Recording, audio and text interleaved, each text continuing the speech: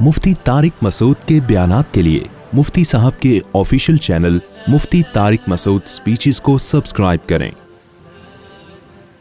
अच्छा, ये जो कुर्बानी के जानवर हम ज़बह करते हैं ना, बाज़ लोग रो रहे होते हैं, ये वाकई कैफियत होती हैं। जानवर ऐसा पल जाता है, इंसान को ऐसी मोहब्बत हो जाती है, फिर इंसान कहता है यार अल्लाह ने क्यों हमें हुक्म दिया हम काटें। असल में यहाँ भी अल्लाह आपको कुर्बानी में दुनिया का मुसाफिर खाना होना बता रहा है कि आज नहीं तो कल जुदा होना है। बाज़ लोग पालते हैं, हमारी वालदा ने बकरी पाली थी, वो बकरी बेचारी बीमारी में मर गई। वो इतनी वालदा को उस बकरी से और बकरी को हमारी वालदा से मोहब्बत हो गई थी कि जिस दिन वो बकरी मर रही थी हमारी वालदा हिचकियां ले लेके रो रही थी। यहां मैं एक गैर मुस्लिमों के लिए एक बात करना चाहता हूं। आज कुछ बिखरा हुआ खिचड़ी पका हुआ बयान हो रहा है, तो चलने दो, कोशिश करूंगा टॉपिक पर रहूं मैं। बहुत से गैर मुस्लिम ये कहते हैं कि मुसलमान बड़े जालिम होते हैं, जानवरों को क्या करते हैं, बकरा ईद में काटते हैं, रहम दिल नहीं होते। ये बात 100% गलत है। हम जब जानवर पालते हैं ना, तो हमें काटते हुए उस पर तरस भी आता है और हमारा दिल भी दुखता है। ऐसा नहीं है कि दिल नहीं दुखता। सवाल पैदा होता है फिर काटते क्यों हैं? भाई अगर तुम मशवरा देते हम नहीं काटते। ये हुक्म कौन दे रहा है?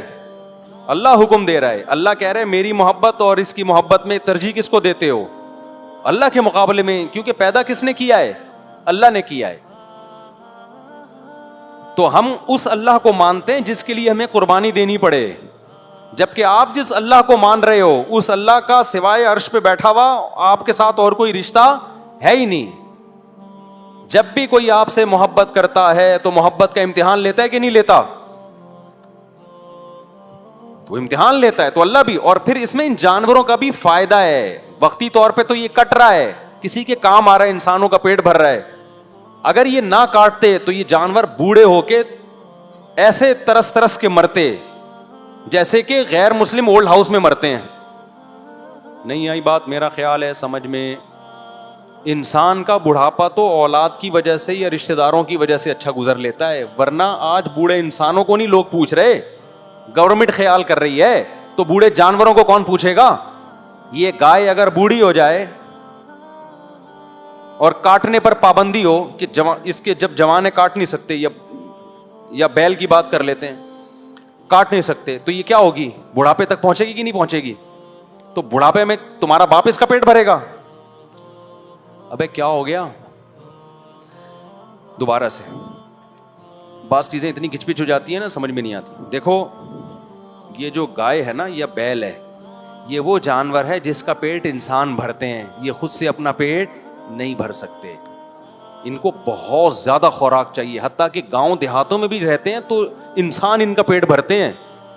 जमीन पे चरने के लिए छोड़ेंगे तो इनके लिए स्पेशल घास लगानी पड़ती है। कुछ जानवर ऐसे होते हैं ना जंगलों में खुद ही पल जाते हैं। ये जो 4 किस्म के जानवर है ना, ऊंट, गाय, भैंस, बकरी, ये खुद नहीं पलते, ये हजारों साल पहले भी इंसान ही पालता आया है। इनका पेट कौन भरेगा? इंसान। हमें याद है एक दफा बकरीद में गाय भाग गई, 3 दिन के बाद मिली तो पेट चिपक के अंदर हो चुका था, उसका पेट ही नहीं भरा, क्योंकि कहां से खाती इतना। अरे बिल्ली तो गली महल्ले में घूमेगी, वहां से एक हड्डी खा ली उसने, एक कुत्ते ने इधर से कुछ खा लिया, पेट भर गया उसका। इनका ऐसा नहीं है, इनको पूरी पूरी देग चाहिए घास की, एक एक टाइम पे। एक टाइम भी ना मिले तो ये आधे हो जाते हैं। तो ये जानवर, 4 जानवर, ऊंट, बकरी, दुम्बा।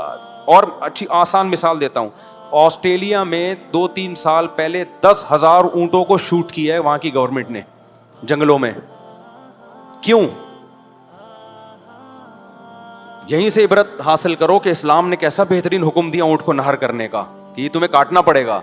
क्यों? इनकी जो नस्ल बढ़ती है, इनको खिलाता है इंसान, किसके लिए? अपने फायदे के लिए। अगर इंसान का फायदा नहीं होगा तो इंसान खिलाएगा इनको? नहीं खिलाएगा। ऑस्ट्रेलिया वालों ऊंट खा नहीं रहे, इतने ऊंट जंगलों में पल रहे हैं, जंगलों का सफाया शुरू कर दिया उन्होंने, पानी इतना पीना शुरू किया, उनकी नहरों में पानी की शॉर्टेज। उन्होंने बोला भाई इनको मारो, नहीं इनको मारोगे तो बाकी जानवर क्या हो जाएंगे? वो मर जाएंगे, फिर ग्रीनरी खत्म हो जाएगी। तो उन्होंने 10,000 2-3 दिन में शूट कर दिए।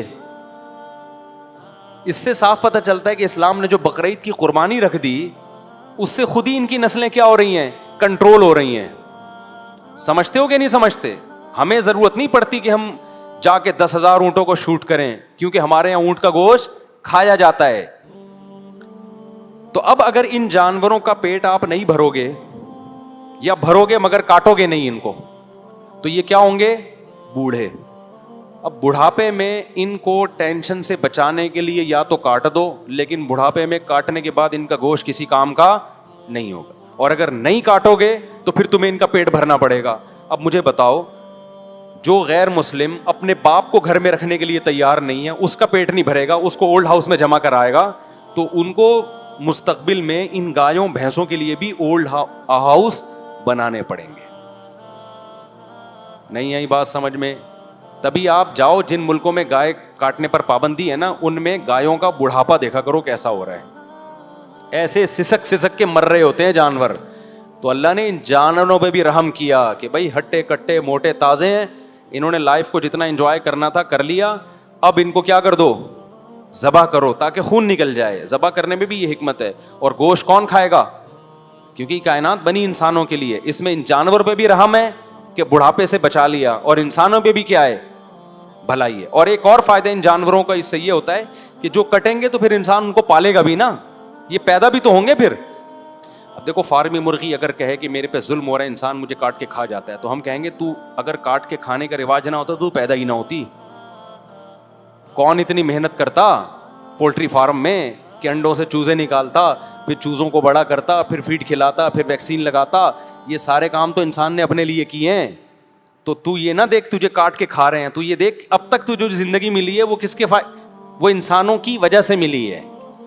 تو یہ جو اللہ ثانی کے بچڑے تیار ہوتے ہیں اور یہ بڑے کٹے مٹے تیار ہوتے ہیں کٹنے کے لیے, تو ان کا کٹنا تو غیر مسلم کو نظر آ رہا ہے, یہ نظر نہیں آ رہا کہ یہ کٹنا چھوڑ دیں تو یہ بزنس کیا ہو جائے گا؟